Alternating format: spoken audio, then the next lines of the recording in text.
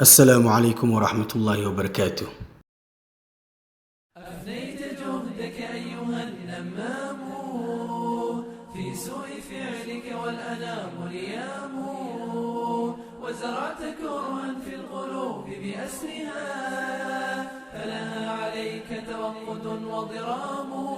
ماذا وقد فرقت بين أحبة عاشوا زمانا بالمحبة داموا، فجعلت تفريق الأحبة غاية وجعلت ترمي والسهام كلام.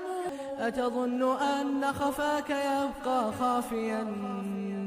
إن الخفي تبينه الأيام، إن الخفي تبينه الأيام.